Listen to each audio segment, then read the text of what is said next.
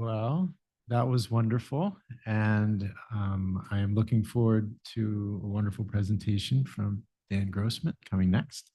Um, Dan Grossman is a fifth-year doctoral candidate in the medical clinical psychology at University of Alabama, Birmingham, where he studies psychedelic assisted therapy under Dr. Peter Hendricks.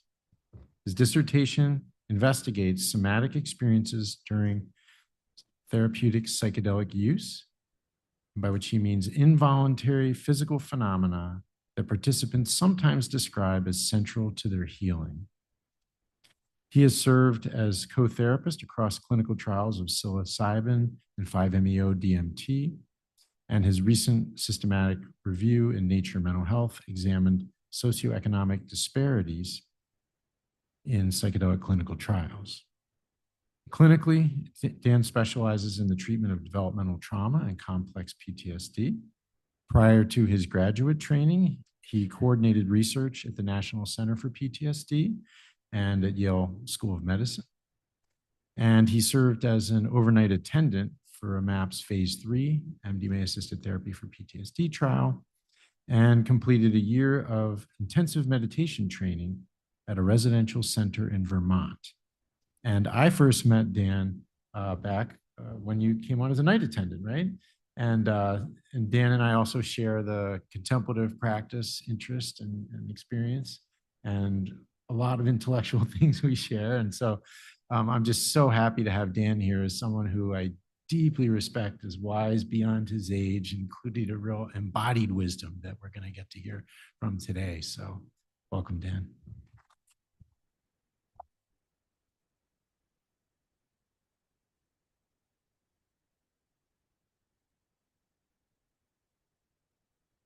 Okay, thank you, everyone. And thank you, Jim. I'm really excited to be here. In some ways, this is kind of a full circle moment for me, having sort of gotten my start in the Boston Psychedelic Research Group community here back in 2019, and then gone and started my PhD in Alabama. So I'm very excited to be bringing something back that I've been working on for the last few years. So today, I'm going to be talking about my dissertation research, which is looking at somatic experiences during psychedelic therapy. So what happens when the body does unusual or unexpected things during sessions, and what it might mean for how we practice. Now, to get us in the ballpark of what I mean when I say somatic experiences, I'm going to start actually with a quote from a participant that I interviewed for my study, and I'll call him Aaron. And Aaron here is describing an experience he had on a substance called ALLAD, which is kind of an obscure LSD analog. And as I'm going through this, I just encourage you to try to vividly imagine what this might have felt like for him, to try to kind of put yourself in his shoes. I was becoming really aware of my spine and my body posture and how I was holding it. My pelvis, the whole spinal column, my head. And I was laying in the bed, and my body just started to rotate and kind of gyrate on its own. It ended up getting out of bed and was just dancing around like I was a puppet with strings. And it was doing these movements that I've never done before. There was almost an unraveling or an unlocking kind of a feeling, like if my body was a Rubik's Cube and somebody was solving it. It felt very tribal and primal, like something you'd see an indigenous person doing. I've never seen a chart note that has any language like this in it. So what the heck did Aaron experience here? Now, as strange as it is, stories like Aaron's are somewhat common in psychedelic using communities. Bodies seemingly acting on their own without conscious direction, apparently working something out.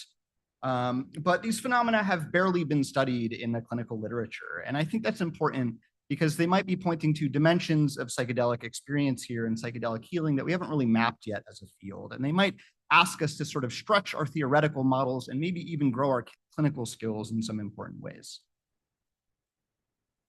So what have we studied? Well, ever since the sort of second wave of psychedelic research, we've done a lot of work on the phenomenology and therapeutic mechanisms, spanning neural mechanisms, cognitive mechanisms, looking at mystical experience, awe, of course, emotional breakthrough, relational themes. All of this is super important, These are very crucial pieces of the puzzle, and I'm glad that we do work on these things. But I would argue that there's really this missing sort of somatic piece in how we think about the sort of mechanism of action for psychedelics. And arguably, Aaron's experience doesn't really sit neatly along any of these dimensions. So to kind of help make this point, I'm going to borrow a quote from Brennan and Belzer in a paper they wrote introducing their EMBARK model of psychedelic assisted therapy. To date, psychedelic clinical trials have considered the mind to be the locus of therapeutic outcomes, while the body is the site of unwanted adverse treatment events. Now, as a general rule, I think this is true and almost certainly reflective of some broader biases in psychiatry and maybe in our culture more broadly. And this gap might be more significant than it seems at first. Many of the conditions that we're treating with psychedelics, trauma, depression, eating disorders, many of them involve sort of disruptive interoception, our ability to sort of sense and process and know what to do with signals originating from within our bodies. So when we treat these bodily experiences as sort of peripheral, we might be overlooking something that actually might be quite central to how they work for people. Now, I'm not trying to wipe away any research that has been done on this subject. Of course, you find experiences like Aaron's kind of scattered around the qualitative literature on psychedelics. Physical catharsis, sensations of energy movement, purging, unblocking, like all of this stuff appears in the qualitative literature across substances as diverse as MDMA and ayahuasca and 5-MeO-DMT. So there is this kind of diversity of somatic experiences. But the literature that touches on this topic often kind of does it incidentally, right? There's not really a body of literature kind of trying to tie this all together and sort of make sense of it within a sort of theoretical frame. Now, one pattern in particular seems to show up quite a bit in these experiences. And this is what I call the release-like somatic experience. You might have heard of this as sort of somatic release, which gets thrown around a lot in the sort of psychedelic underground. But the basic idea here is that something is kind of stored in my body, commonly trauma, and it moves out through some sort of physical expression. Now, it has a lot of precedents throughout cultures, across history, but maybe most proximally, we can sort of trace it to somatic therapy traditions like somatic experiencing or sensory motor psychotherapy. The body keeps the score, and also indigenous traditions that use substances like ayahuasca or kambo, where purging is sort of a central feature of the medical system. But while this gets a lot of play in the psychedelic underground, it's really not been the subject of almost any empirical research in terms of how we understand the therapeutic mechanisms of action for psychedelics. So is this just kind of a cultural artifact of the psychedelic scene? Is it some kind of physiological mechanism that's actually taking place? Is it some combination of both? Does that question actually even matter? And I think these sort of questions are important to ask because if it is an important dimension of the process, it's certainly not one that has been sort of formally introduced into our therapeutic models. Okay, so with the help of my dissertation committee and my dear friend and collaborator, Dr. Sasha Klein, who is here today, I did my dissertation research on this sort of general area, looking sort of broadly at the somatic experiences of people using psychedelics therapeutically, and also focusing on this kind of release-like quality. And this was a mixed method study, meaning we used a few different ways of kind of asking our research questions. The first was an online survey, which kind of did what we call snowball sampling, kind of just like we're not being super precise about the people that we're including in the study. Basically, anyone who had used psychedelics therapeutically in the last year would have been basically eligible, barring a few sort of important exclusion criterias. We didn't mention anything about the somatic focus. We wanted people who had no experiences like this and people who had, many of them. And we looked at a few different outcomes related to that. So body connection, how body aware people were, how dissociated they sort of were, and also how these kind of experiences related with people's emotional breakthroughs during a particularly memorable psychedelic session of theirs. And we got about 300 responses depending on the analysis. And then the next phase, which we're going to spend sort of most of today's session talking about, was the interviews. So we kind of subsampled 30 of them who reported having somatic experiences and kind of just explored in depth the phenomenology, context, how they made meaning of these experiences. So first, how do you define a somatic experience? Now, of course, that's a broad category, right? you take a psychoactive drug, it's going to affect you at the somatic level. Unanimously, everybody who takes a psychedelic has some kind of a somatic experience because it's just how they work, right? They interact with our nervous system in particular ways. So in order to kind of ground the phenomenology in something more salient, we focused on what we called observable bodily responses. So if I was in the room, I could see that you were having some kind of somatic process visible, clearly noticeable involuntary physical movements, reactions, or expressions. Okay, shaking, tremoring, purging, vocalizing. We cast a really wide net here and got a lot of different things that came back, as you'll see. And then within that, we had this concept of a release like somatic experience, which for the purposes of this study, we basically defined as something that might have attended their observable bodily response, right? So if I take 5 grams of mushrooms, I might shake during the come up because it's intense or because I'm scared. And maybe I don't think of that as being particularly therapeutic or cathartic or whatever, but maybe I do, right? And is there a sort of meaningful difference between those experiences, either phenomenologically, or is it just different vocabulary for what's happening? That's kind of part of what we were asking here. So what were sort of the general research questions? How prevalent are these somatic experiences during therapeutic psychedelic use? Is this release sort of concept meaningfully distinct from general bodily responses? Is it more strongly associated with therapeutic outcomes? And how do people sort of describe and make sense of their somatic experiences? So in many ways, we're just asking the most basic questions here about this, just to kind of put these phenomena on the map and see if they're important and worthy for further study. So as I'm going through the results, as I mentioned, I'm kind of going to breeze through some of the survey results. If anyone's curious about that, I can answer more questions about it. But I want to really give time for the interviews, which I think kind of honor the complexity that is really present in this data. So the short sort of version of the survey results is that somatic experiences were very prevalent. Observable bodily responses, about 3/4 of our population reported ever experiencing those. I don't find that very surprising. Psychedelics commonly cause shaking or purging or anything that you might sort of see if you were in the room. But what's maybe more interesting is that the vast majority of these people reported at some point having this kind of release-like experience attending their bodily response. And I think that matters because often when we think about these somatic phenomena, we're either treating them like epiphenomena, which is to say that they're kind of just side effects and we don't really care about them, or even their adverse effects and stuff that maybe even warrants intervention. But here we have most of the sample saying, well, sometimes it had this kind of therapeutic sort of quality to it. And the second thing was that in our analyses, looking sort of at our outcomes, release came out as a very important predictor. And so when we sort of compared it to observable bodily responses didn't really tell you very much at all. When we looked at, how they related to body awareness or dissociation or emotional breakthrough, they would, if it showed any sort of significance, it would kind of peter out after we would start adding sort of controls. But with release, it ended up kind of emerging as fairly robust. It survived controls for substance types, for body awareness practices, for therapeutic psychedelic use frequency, for session intensity, and continued to show sort of greater associations with higher body awareness and lower dissociation, as well as stronger emotional breakthrough. So all of this suggests that these somatic experiences, and particularly release-like experiences, might be an important sort of worthy dimension of psychedelic healing that we should maybe be doing more research on. Now, importantly, I'll get into sort of limitations at the end. This is all cross-sectional data. We can't infer causality about any of this. I can't even tell you that release is some kind of physiological phenomenon or interpretive framework or both. And we're going to get into that sort of later.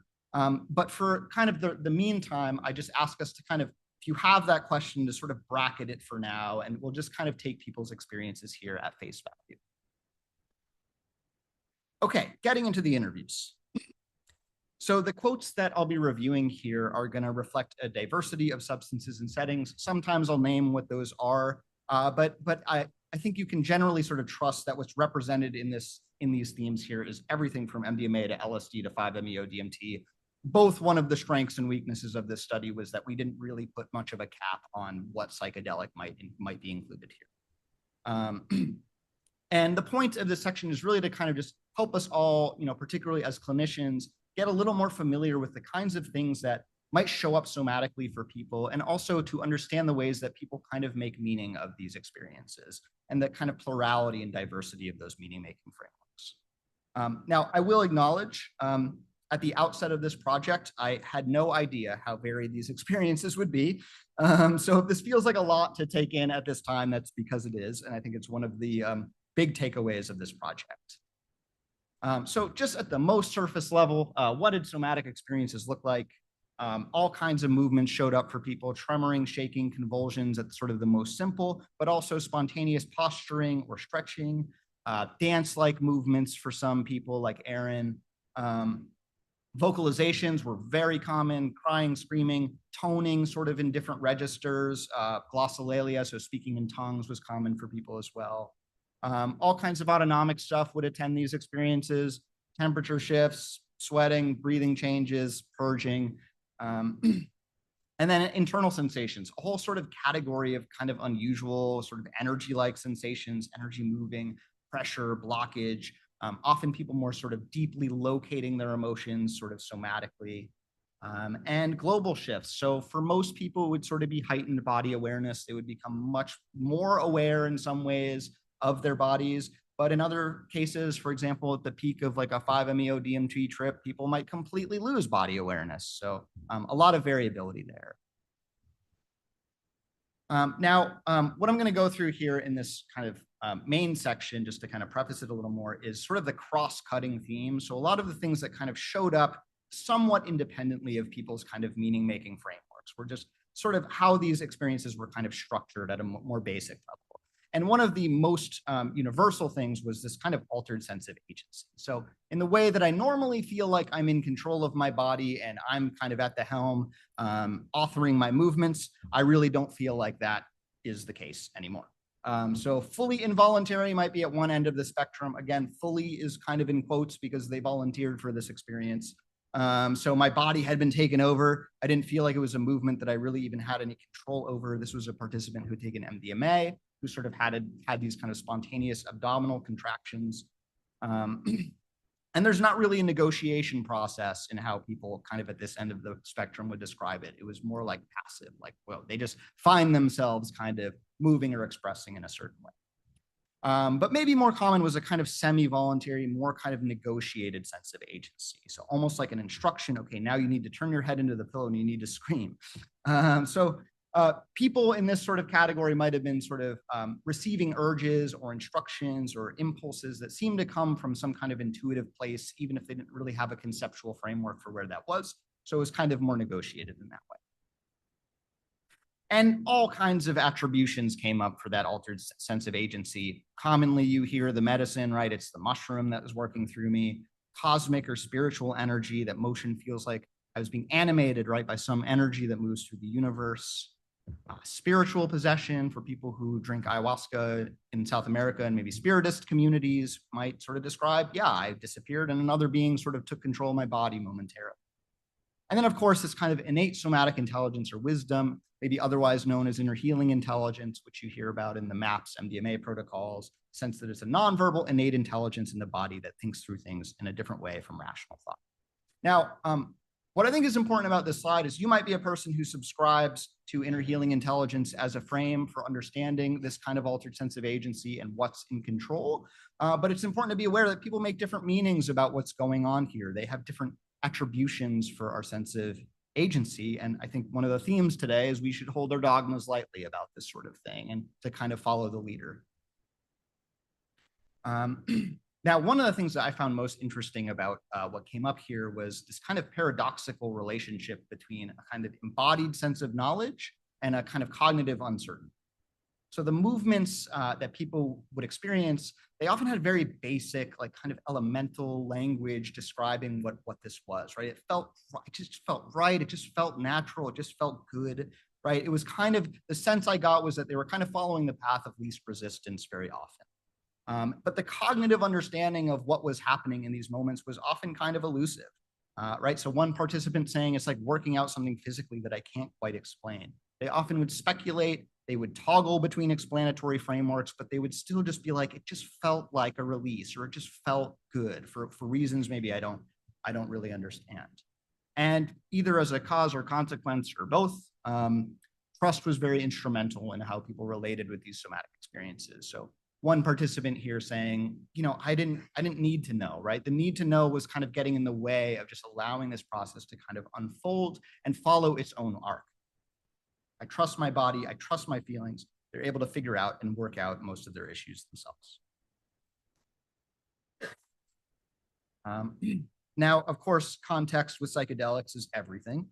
And setting here shaped the phenomenology. I mentioned one participant who spent time in spiritist communities in the Amazon, which believe in sort of spiritual possession and have practices for exorcism. And she said, depending on the community she drank her ayahuasca in, she might have very different experiences. So one might be kind of this possession experience. Another might be energy. Another might be release, right? It really depends strongly on the environment.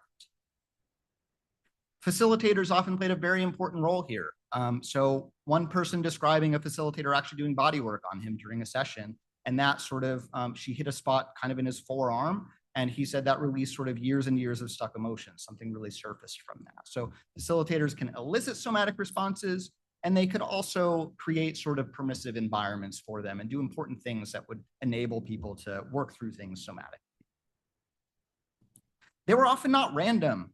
So personal history would often concentrate their experiences. So this person who's quoted here, the sudden leg jolts, was someone who had rheumatoid arthritis in one of her legs. And she said that during psilocybin, she would have these kind of sudden leg jolts in that leg where it would go sort of from tense to relaxed. And for her, it was kind of reminding her that that leg can still sort of move and function.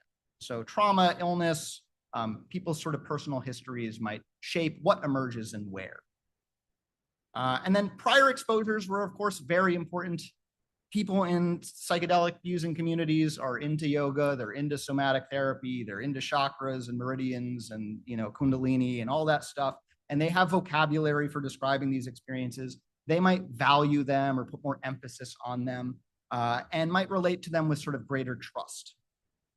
But what's interesting about this was that these exposures were often not deterministic for people, that even though they might shape engagement, people were often still surprised by what emerged. So the person quoted here is a yogi and somatic therapist who the shaking for her was this kind of trauma release phenomenon. And that's kind of how she understood that.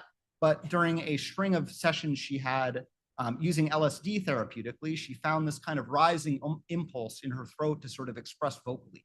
And she kind of just trusted, I'll just follow my body's wisdom here, and had several LSD sessions where she would kind of fall into this spontaneous sort of honing experience and had no context for that, right? Or no apparent context for it. So while these exposures kind of shape interpretation, these experiences can befall people who aren't expecting them or in ways that they may not be expecting. Okay, this is kind of the meat of the analysis that we're going to get into. And this is what I called narrative threads, which were kind of the different ways that people kind of storied the function or purpose of their somatic experiences, the kind of gist of the story that they were telling me about what was really happening when that happened. And what I found here was that people's stories about their somatic experiences range from fairly mundane, my body's just reacting to intensity, all the way up to elaborate accounts of therapeutic transformation laden with meaning. And I think that range itself is interesting because, again, it sort of asks us to kind of relax our perspectives on what these experiences are. Whether you're a person who thinks release, all somatic phenomena is some kind of a release, or all of it is just epiphenomenal and not important, I think you're probably missing something. There's probably a lot in between those two sort of poles. Now, these aren't meant to be like distinct objective categories. This was just an analytical tool I used for getting oriented to a very complex set of data. So let's dive in here. So this was kind of the least elaborate narrative thread. If I have less to say about this one, it's because these are people who generally did not have a ton to say about their somatic responses. Okay, somatic experience is understood as reactions to or management of pharmacological intensity or perceived psychological. Now, at the most basic, this might just show up as physiological activation. People would describe just kind of an excess of arousal or feeling kind of saturated by the substance that they'd taken. Nervous electrical energy, like I was a 110 toaster oven and got plugged into 220. Protective activation, so what we might think of as sort of like resistance or avoidance or fear-based kind of movement. I didn't anticipate the intensity of the experience. My body just felt like it was moving on its own. driven by some sort of anxiety or fear of the situation. And then sort of self-soothing. So I was rubbing my cheeks and my shoulders back and forth. Now, I'll point on this last one. This was a participant who had a history of body-focused repetitive behaviors. And so the self-soothing for her was kind of compulsive. It was driven by anxiety. And so this sort of page for me kind of goes to show that not everyone assigns special significance to their somatic responses, and sometimes they may not even be adaptive. The therapeutic sort of component for that last participant came in actually interrupting her somatic sort of compulsion here and coming back into a posture of stillness, because she found that there was a kind of loop between these self-soothing behaviors and her kind of anxiety or self-criticism. And so by coming into this kind of posture of stillness, she could kind of break that loop and find her center. And of course, I mentioned this, release-like somatic experiences. By a wide margin, the most common story people told me about their somatic experiences, 28 out of 30 of my participants who I interviewed at some point use language like this in their transcripts. Now, these experiences showed up in a variety of different ways. People might apply the same kind of language to different sorts of expressions. And I'm going to dig into one account here that I think gives the kind of whole arc of a release-like somatic experience. Because for me, one of the things that was most interesting about this was there was a way that it felt for a lot of these accounts kind of stereotyped. It had a kind of structure to it that if you look at enough of them, you can kind of see sort of emerging. So James here is a good example of that. And this is, he's an older gentleman who did a group ceremony where they did a whole stack of drugs, 3-MMC, which is a cathinone, 4-ACO-DMT, a tryptamine, an MDMA, a phenethylamine. And again, he's sort of emblematic of what these release-like experiences tended to look like for me. I was shaking pretty violently. Then I went into a kind of protracted period, kind of a struggle. One of my sitters came in and encouraged me. She said I didn't have to hold it in. Whatever dam was holding back these feelings released, and I just ended up shouting. There was this pent-up, unexpressed frustration and anger that came out. It felt very natural, like there was an open pipe from the bottom of my abdomen up through my chest, through my throat. It was just a clear pipe with lots of volume and resonance. That felt like it was complete at that. Can you see the mouse? No. Okay. So I think you can sort of see this in kind of a few different kind of critical moments. There's kind of a building phase, right? There's a struggle, something's kind of coming up that maybe he's having a hard time identifying or working with. And then crucially, the sitter kind of comes in and is able to see something and give him permission. And that's when there's kind of like this turning point and he kind of tips over into this expression. And what's interesting to me about this is it has this propulsive quality. It's almost inevitable. It's like as soon as he had permission to do this, it just explodes out of him, right? As if something's being held back, and then it gets permission to express, and it reaches a kind of resolution. And then along the way, there's this very sort of like precise mapping of what it feels like in his body for this expression. And very often people would describe a kind of anatomy when they're describing about the release-like experiences. They weren't fluffy accounts. They were like very precise often in the kinds of things that they would describe and how it sort of felt in their body for this to kind of come through. And then that felt like it was complete at that point. That sense of sort of completion, he moves into this next sort of more serene phase of his journey. Okay, this next thread, embodied meaning making, I think is one of the most provocative themes in this data set, because I think it speaks to a lot of what might be happening here for people's somatic experiences. And this was somatic experiences understood as enacting psychological or symbolic processes where body and mind feel more integrated. There were two sort of sub-themes here. The first I called embodied discovery, this kind of learning through movement, a sense of revelation. The body experience itself kind of is the insight. So this was a person who had sort of an eating disorder, a chronic sort of history of bodily disconnection. Just even moving my arm, it felt like I was able to experience that mind and body are one. There's kind of this learning through movement happening.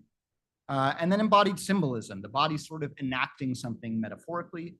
This participant had a history of autism and spent much of her life sort of masking her autism symptoms. And then during this LSD experience, has this whole kind of unmasking experience with these kind of arm movements that she felt like were symbolic of that kind of unmasking. And I think what joins these again is this kind of mind-body coupling. The body is maybe more available for meaning making. So one sort of account here which I really love that I think kind of drives this home is Ravi. And in the weeks leading up to his psilocybin ceremony, Ravi had a dream where he was being followed by this big black snake. And this was nothing new for him. He had this as like a recurrent dream in adolescence, but it remanifested leading up to this ceremony. And what he told me was that he had understood this snake to represent sort of a rejected piece of his sexuality. He was a queer man who sort of grew up with conservative parents. It wasn't what they wanted for him. So he kind of dissociated from this part of him. But when I interviewed him, he was maybe in his 50s or 60s, and on some level believed that he had come to terms with his sexuality, but then the snake comes up in his psilocybin ceremony. Normally, I would be terrified because I have a phobia of snakes. But all of a sudden, my body just really relaxed, and the realization that he's not going to attack me. He's not here for that. Somatically, I was making the link between cerebrally having accepted who I am sexually, but it hadn't entered my body really, that acceptance. So through the psilocybin, at one point, I felt the snake was in my body, and my whole body started to do this snake kind of movement. It felt like I'd integrated that part of me, which I hadn't fully integrated. Now, two sort of major things come to me through Ravi's account. The first is that despite the humongous preponderance of release-like accounts in this data set, that's not the only direction of somatic experiences. For Ravi, this was a kind of integrative experience. He had accepted his sexuality cognitively, but through this kind of movement, he was integrating it at this more sort of embodied level. He wasn't letting something go, he was taking something in at this deeper level. And the second thing here is that the movement itself is doing therapeutic work. The snake isn't just a metaphor that he applies after the fact. It's actually moving through his body. This visual, this symbol is being enacted somatically. And to me, that suggests that under psychedelics, the body can get recruited more into therapeutic work that maybe cognition alone is not enough for. He already had this kind of cerebral acceptance. It needed to kind of penetrate this kind of deeper level of his system. And the last one, this one's pretty simple: ecstatic experiences, somatic expression of overwhelming positive states, joy, pleasure, or liberation. It started with a heat and tingly pleasure, kind of moved upward up my center channel. My body was writhing. It was an energetic orgasm. People would use that phrase sometimes. It was like energetic orgasms for some folks. And for another participant, it felt really good. This was someone who had taken mescaline to just embody this masculine energy that was flowing through me. It was so pleasurable. Sometimes the work just seemed to be about the body experiencing pleasure for its own sake, not processing something per se. That could be healing in its own way, but it wasn't really loaded with all this sort of excessive or all this kind of extra meaning that sometimes people would carry in. Okay, so what have we seen so far? Somatic experiences, particularly these release-like experiences, are common and potentially have therapeutic value. They range from simple reactions to elaborate therapeutic processes laden with people's sort of meanings. Meaning making varies here. There are no totalizing explanations for what someone is experiencing when they have a somatic response. We should hold our dogmas lightly. If you think this is just epiphenomenal, if you think it's always therapeutic, you're probably missing something. There's a lot sort of in between those things. And that sort of plurality of frameworks and phenomena is one of the big takeaways of this project. There's a lot here that we haven't really well defined that we're going to need to do some more work to contextualize. And speaking of that, I'm going to get into clinical implications of all this in a moment, but I want to sort of briefly kind of contextualize these findings, sort of whether they're unique to psychedelics and what might be going on. And I think there's pretty strong evidence that these are not unique to psychedelics. And I think some of the strongest evidence here comes from a pair of papers on energy-like somatic experiences among Buddhist and Abrahamic meditators. And so this is a Buddhist practitioner, stuff from the past, just purifying energy, unlocking itself, kind of tight, clenched, held in the body, kind of unlocks itself and flows. Sounds kind of release-like in some ways to me. And then a Sufi practitioner, vibration radiating out from my heart into my arms, out my fingers, out the top of my head. Now, you can read these papers. I included them as a resource in the course syllabus. And to me, I look at these side by side with the data that I have, and it's virtually identical families of phenomena. Of course, some important differences. if you're vomiting on a meditation retreat, something's probably wrong. But if you're vomiting at an ayahuasca retreat, that's pretty much to be expected. So there are important differences related to the pharmacology, but it's not reducible to the pharmacology. There's something more about this sort of shared phenomenology of altered states more broadly here. So how do we understand that shared phenomenology? Well, there's not a singular explanation for all of this. I think there's just too much here to explain with a single theory. But I think we can maybe at least from a sort of neuroscience-y perspective, maybe explain some of the conditions out of which these arrive, keeping in mind that this is one sort of perspective on a set of phenomena that many traditions have 1,000 different explanations for. And I think we can use this sort of model, the relaxed beliefs under psychedelics theory, to kind of start to understand maybe what's happening here at a brain level. And this is kind of the dominant mechanistic framework in psychedelic research right now, and also has some very important overlaps with meditation research as well. And the basic idea behind this theory is that the brain is normally working very hard to filter and constrain information from our senses, kind of like a blinder on a horse. We kind of attend to a narrow sliver of all the data that's coming in from our senses based on sort of what we already expect. And psychedelics here sort of relax the filters. The blinders can sort of come off, more can sort of come in, or at least they sort of loosen. We become more aware of sort of bottom-up signals, basically just stuff that's coming in from our senses. It gains more access to awareness. There's a bit of a broader sort of aperture. We can sort of take in more. Now, most applications for this theory have been to sort of visual, cognitive, and mystical phenomena. But I think what we're seeing here suggests that it actually extends kind of to this embodied domain as well. So interoception here, basically our brain's sense of what's happening inside the body. This is a very comprehensive sensory system. It takes data from almost every tissue type in our bodies and integrates it. And normally we're conscious of a very small percentage of that information. It gets filtered beneath awareness. But if psychedelics sort of loosen the filters on that information, threshold could lower, right? The body could sort of become more legible in some ways. And this is consistent with what a lot of participants described. There's a sense of discovering sort of stored material, maybe discovering new capacities or reconnecting with old ones. The sense that body and mind become sort of more tightly integrated. It's just more sort of porous between the level of our psychology and our physiology. But that's not just on the perceptual side, right? The same sort of architecture that kind of constrains our perceptions might also constrain our autonomic or motor expression. So the repertoire of movements and the repertoire of possible sort of outputs, the things that we might do, could also sort of expand. And Camille, who described an experience where she was kind of assuming unusual postures during an ayahuasca experience, put it sort of beautifully here. I could feel perfectly flexible, unrestricted, relaxed, soft within.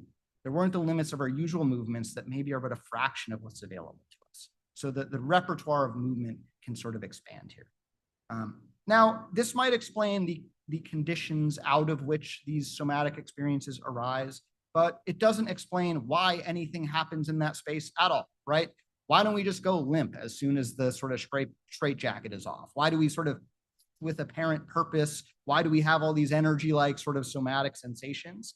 And the short answer is that I don't really have a good sort of scientific answer to that question. I have some speculative ideas, which if anyone's curious about in the Q&A, I can try to sort of communicate. But this is definitely an area of future research. Okay, so how does any of this matter clinically? And what do we do with this information as practitioners?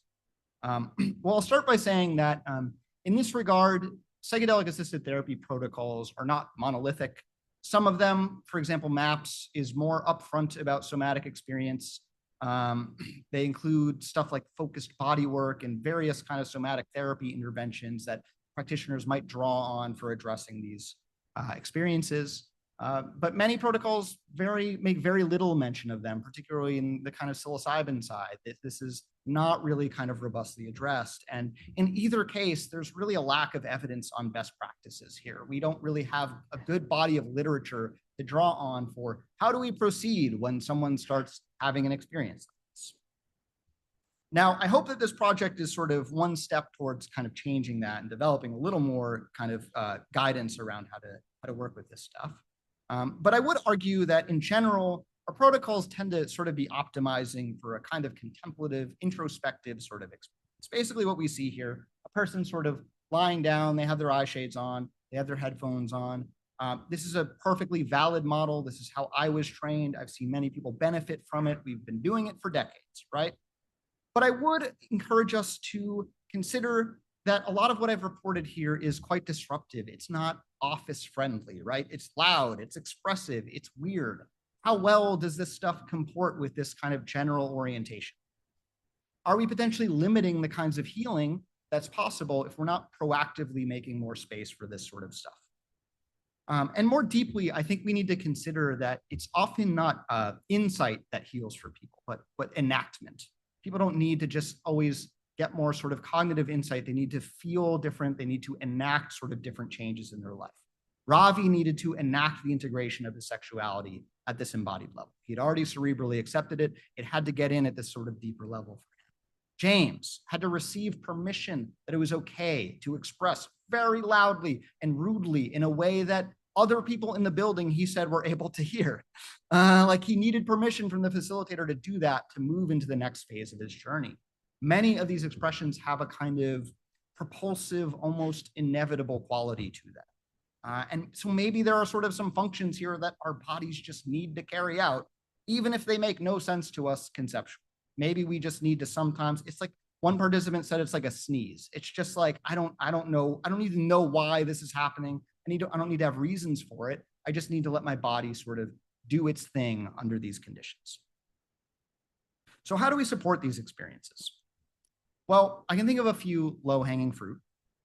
The first is our physical setting. Now, this is an AI-generated image. If you're working out of an office space that nice, I applaud you, but most of us probably aren't. So I think there are still some sort of minimal changes we can take from this, right? There's plenty of space for people to move here. There's comfy sort of flat surfaces. There's nothing in the way. There's sound paneling on the walls. I wouldn't want to be in a position of having to quiet my participant down when they're vocalizing for reasons that have nothing to do with my clinical judgment. We should sort of soundproof our space and make sure that people have the opportunity to process in these ways. Even if we're not explicitly eliciting those things, they might want to go there or feel the need to go there. And I think we have an opportunity to sort of offer that. I think about, architecture or interior design, and that has a sort of psychological effect. It communicates that certain things maybe are possible in this space. It creates a sort of different impression. And I think that's probably even more true on psychedelics, given the way they sort of align us with our context. So we are sort of responsible for creating a kind of affordance space for different kinds of processing for people. So we should think about that. Oh, whoa, that went way far ahead. Okay, preparation. Talk about it up front. Your body might do weird things spontaneously. You might have urges to do weird things spontaneously. We welcome these experiences. We encourage you to explore them with the same sincerity that you might explore anything else that arises during your session. And the same applies to integration. Maybe a somatic experience came up kind of just half processed for someone during their integration or during their somatic experience, during their psychedelic session. Maybe during integration, they can have more insight into that. Many people that I was interviewing felt like the interview was like an integration session because they got to talk about their somatic experiences in a way that maybe they hadn't been able to talk about before. And I watched in real time as they made new connections about those things. So we should create opportunities for. Now, this leaves a much harder question for me, which is how do you work with somatic experiences in session? Now, what the data suggest about this is permission seems really important. A lot of people talked about it. A lot of people felt like their orientation of sort of trust and allowance was really important for allowing these things to kind of follow their own arc, to just follow their own sort of logic. And your comfort sort of matters with this stuff too as a facilitator. Calming or containing too quickly, maybe you're intervening on something that's actually therapeutic for someone. Maybe they don't need to feel more regulated right now or do more sort of deep breathing or whatever, which we'll see in a minute. But what the data don't suggest here is when do we intervene? When do we hold space? How do we distinguish something that might be a cathartic expression from something that's just pure dysregulation? And what training actually prepares you for this? Now, many practitioners in the psychedelic space subscribe to somatic psychotherapy approaches. And it's one of the most common sort of approaches that people practicing underground tend to sort of gravitate to. But there's not a ton of research on these. And I think this project is basically sitting on a major blind spot, I think, in how we practice as clinicians, even outside of psychedelics. Most of us in psychology or, just as therapists, don't receive a lick of training on this in graduate school. And we have to do sort of extended training to kind of fill out this competency. So what does that look like for us in the psychedelic field? And how do we do it in a way that feels a little more aligned with what we know about how they work and maybe doesn't reach for frameworks that are kind of weak in terms of their evidence base? And I'll probably be spending the rest of my career trying to address that problem.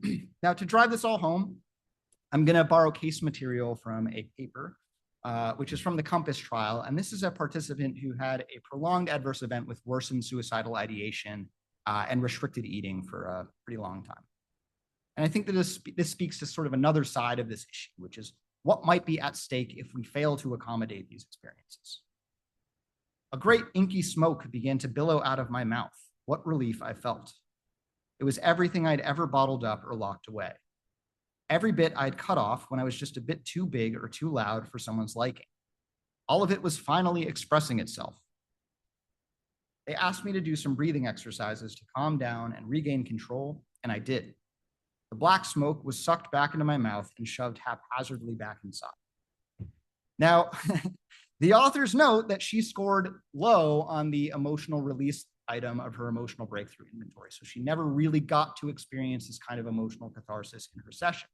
Now, obviously, these are well-meaning therapists. I can imagine from the outside, she probably looked very dysregulated as this was all happening. So they intervened, but seemingly their intervention backfired, right?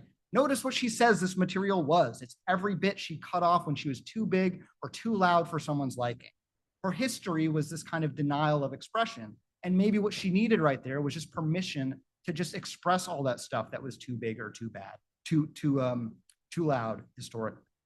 Now, this is a case report. We can't draw causal conclusions, but I would not be surprised if this experience for her was kind of re-traumatizing. That probably that denial of expression had something to do with her depression in an important way. So more than just facilitating these experiences, it might be a matter of harm reduction as well, that we know how to work with them and not fumble them, because they might be a kind of critical moment for people that they need to sort of pass through in order to get to maybe a more sort of delicate or introspective space. Okay, plenty of limitations for what I presented. All the data here are cross-sectional. They're retrospective. These are self-selected psychedelic users. Psychedelic users in research famously have a positive bias towards psychedelics. So maybe that elevated reports of release-like experiences. There was a lack of racial diversity in the sample. The survey design asked specifically about release-like experiences. There's a lot of other things happening here. So we could have sort of been leading people to inflate reports there. And then, of course, a huge amount of drugs and settings in this sample, which is also in some ways kind of a strength of it, but it is a limitation as well. I'm looking to measure development here to actually get a little more sort of validity in how we assess somatic experiences, more representative samples, looking at whether they actually predict outcomes longitudinally for people. And then I think there's a really rich intersection between these phenomena here and what people are reporting in meditation and breath work, a whole sort of category of somatic phenomenology that I'm really interested in exploring more. And then updating our protocols to make mention of this stuff and to have maybe basic advice on what to do and what not to do. Now, the last thing I'll say is that this work raises, in many ways, many more questions than it answers. But I think that being prudent about somatic experiences here doesn't require us to be certain about how they work or what they mean. And at least as a matter of humility, to honor that we don't know how everyone will heal. We don't know what the ticket's going to be for one person or another. So I think we should be prepared to meet and facilitate this side of the work. Thank you, everyone.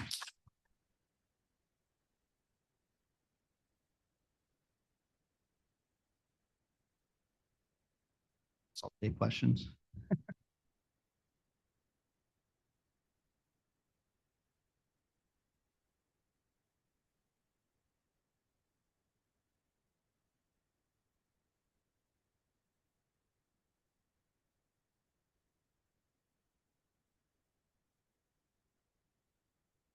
I have a question. Oh, Sure. And thank you, Dan. That was amazing. I look forward to the If I go question. first, what is what do we know about how in indigenous cultures they deal with you know, somatic reactions Sure. in medicine? Um, I generally wouldn't consider myself an expert on this subject. I think it's a very good question.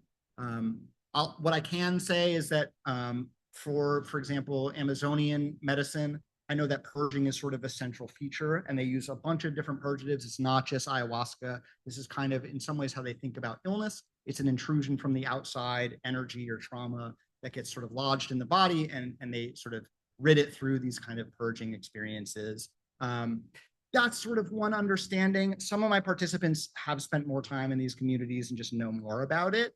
But I hope, as sort of someone who's kind of just getting into this at sort of an early phase, I hope to learn more. That's kind of the best I can say right now as far as how the indigenous knowledge systems understand these things And deal with them. Yeah, for sure. Yeah. An online one. Okay, thank you for great talk and for investigating something which clearly has not been investigated enough, but is quite central to psychedelic assisted psychotherapy. Two models I'd like your thoughts about. One of them that you didn't mention, but has still a lot of currency among people doing this work, is Stan Groff's matrices of imagining that a lot of these somatic events are representative of things that happen in the birth process. Yeah. Or even if they're not, are analogous to things that one could imagine happening. And what do you make of that and therapeutic potential of working with that? And let's do one at a time. Go ahead. Yeah, I know a little bit about the perinatal matrices. I wasn't aware of sort of the connection to somatic experiences. Often when people are having some somatic event in the Groff style breath work or Groff's work when he used to work with LSD, they'd be working with the body with the idea of, okay, you were stuck in the birth process. Let's physically help you to have a good birth product as a corrective emotional experience. I think like my view on this at this point would be any sort of framework or theory you hold about these things, I would just hold it lightly, because I think people are going to make their own meaning of these things. And I'm not personally convinced the extent to which we actually need to know or have a story about sort of what's happening. And maybe it was my birth, and maybe it was this, maybe it was that. It's like, you know, what I said about like sneezing. It's just like, I don't need to have a reason for it sometimes. It might just be that I trust that my body maybe remembers or needs to process things in ways that I have no conscious access to, and I may never have conscious access to. And that's completely okay, right? I don't know that I need to sort of have an explanation for it. So I'm interested in sort of different frameworks for this, but I would say anyone that does exist, I would hold it lightly, because I don't know what's going on all the time. So that brings to a second framework, which is has a clinical implication. I was talking to Dick Schwartz, who developed internal family systems work, about what to do in moments when you're doing a group workshop and somebody gets particularly loud or dysregulated and it's affecting others. And I was asking him how he works with it, and he says, well, when that happens, I assume that it's an exile, his word for the parts of us that we tend to eschew and push out of awareness, that needs that finally has found a chance for expression, courtesy of the medicines that in his system have helped to relax protector parts. And you just need to reassure the exiled part that I see you, I know you, I'll remember you, etc. Again, holding it lightly, but I thought that was interesting to me. What do you think of that? Yeah, I mean, I think that tracks also with what participants in my study were saying as well, like the sort of sense of permission and welcoming, that it just needed to be okay for them to express in that way. Like, I think that at a minimum, I think that we owe it to our participants to not shut that down if it's coming up. Practically speaking, like, I know some communities have like separate rooms for people that are having big experiences that are very loud. Maybe we say like, it's totally cool, we just want to make sure you have space to get into this without feeling like you need to tamp it down in any way. So sometimes maybe it's okay to take them into a more private space if that's possible. But if not, I mean, maybe just being upfront about with the group that like sometimes people get into big things, and like not to be surprised or scared, but sometimes it just needs to follow its own sort of process. Thank you. Thank you. And just to remind people, we will also have time for more questions in the panel part too. So if you don't get yours today, right now. Dan, you want to go? Yeah, thank you, Dan. Yeah.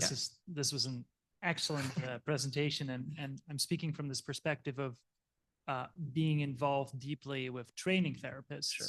And so I recognize on the one hand your sort of like hesitance to Yeah. speak to how we can train therapists. At the same time, I'm hesitant because we are already Yeah. training therapists. Mhm. And so there seems to be in a little bit of a catch-22 Yes. here. And I just want to encourage you or invite you to maybe just speculate a little bit more about how we could train therapists properly Sure. in this area. Thank you. Yes. I'm definitely going beyond what my personal experience and also what actually my data does say.